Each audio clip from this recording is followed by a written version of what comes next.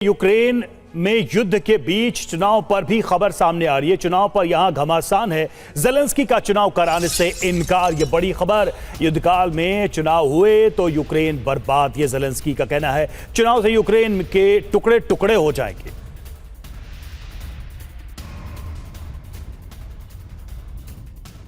तो चुनाव का मतलब क्या? यूक्रेन की बर्बादी है। क्या कहा गया है ज़ेलेंस्की की तरफ से? ज़ेलेंस्की के 4 डर क्या हैं, ये हम आपको बता रहे हैं। पहला ये कि युद्धकाल में चुनाव खतरनाक है। ज़ेलेंस्की इस बात को बार बार कह रहे हैं। चुनाव से बर्बाद हो जाएगा यूक्रेन। तीसरा डर, यूक्रेन का बंटवारा हो सकता है। चौथा, कीव पर रूस के कब्जे की आशंका भी बनी हुई है। बड़ी बात यह कि सर्वे में युद्ध के बाद चुनाव चाहते हैं 57% लोग, 57% लोग।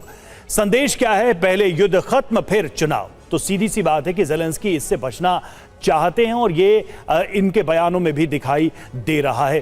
त्रिपाठी सर, चुनाव न कराने के पीछे ज़ेलेंस्की की क्या मंशा सिर्फ यही है कि यूक्रेन विभाजित हो जाएगा, या फिर उनको पता है कि उनकी पॉपुलैरिटी भी काफी कम हो गई है और शायद ऐसा हो जाए कि वो चुनाव हारे और उसके बाद क्या हो सकता है उनका, उसका एक बड़ा डर है? देखिए रवि, जो आपने 2 संभावनाएं बताई हैं उसमें से दूसरी संभावना ज़्यादा मुझे नज़र आ रही है कि जिस तरह से इजराइल में नेतन्याहू चुनाव कराने से इनकार कर रहे हैं कि उनको डर है, उनकी लोकप्रियता घटती जा रही है और चुनाव में वो फिर आ नहीं पाएंगे जीत के। यही डर यूक्रेन में ज़ेलेंस्की को सता रहा है और ज़्यादा अनुपात में, ज़्यादा परिमाण में सता रहा है जी। इसलिए वो नहीं कराना चाहते, क्योंकि वो जानते हैं कि अगर कराएंगे चुनाव वो हारेंगे, और अगर हारेंगे तो सत्ता से हटेंगे तो उनके खिलाफ यूक्रेन में ही विद्रोह होगा, यूक्रेन में ही उनके खिलाफ कानूनी कार्रवाई करने की या मुकदमा चलाने की बात की जाएगी। तो ये डर किसी भी देश के सत्ताधारी को बहुत ज़्यादा होता है कि अगर हम हट गए तो क्या होगा।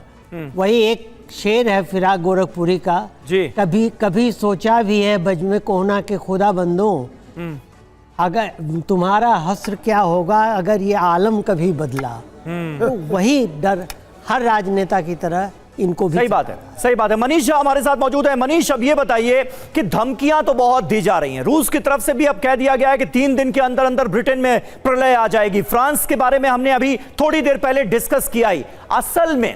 असल खतरा क्या वाकई यूरोपीय देशों को रूस से इस वक्त है? क्या उनके लिए रूस से खौफ खाने का कोई सबब आपको नजर आ रहा है? ब्रिटेन के साथ क्या हो सकता है? ये अपने आप में एक बहुत बड़ी बात है जो ब्रिटेन को लेकर डायरेक्ट धमकी रूस की तरफ से दी गई।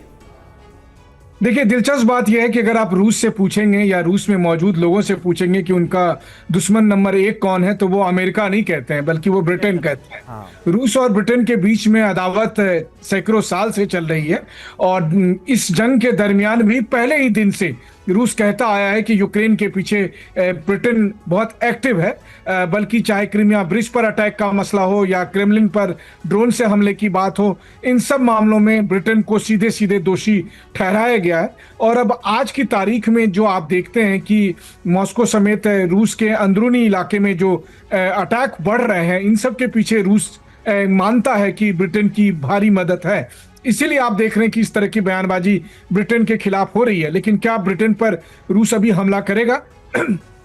तो अभी तो नहीं हमला करेगा, लेकिन हाँ, यह बात जरूर है कि जिस तरीके से ब्रिटेन और यूरोपीय देश लगातार तैयारी कर रहे हैं या तैयारी कर रहे थे, अभी फिलहाल हुआ यह है कि ब्रिटेन और यूरोपीय देश भरपूर मात्रा में यूक्रेन को मदद कर रहे हैं। बिल्कुल सही बात है, और ये मदद आगे भी जारी रहेगी, इसके पूरे आसार नजर आ रहे हैं, भले ही रूस का कितना ही आक्रामक रुख नजर क्यों ना आए। स्वतंत्रता दिवस पे देखिए यूक्रेन की क्या हालत कर दी गई है। शहर शहर दहल रहे हैं, बड़ी संख्या में लोगों की जानें जा रही हैं। आजादी का जश्न जहां होना चाहिए वहां मौत का मातम पसरा हुआ है और उसके बावजूद ये जंग रुकने का नाम नहीं ले रही।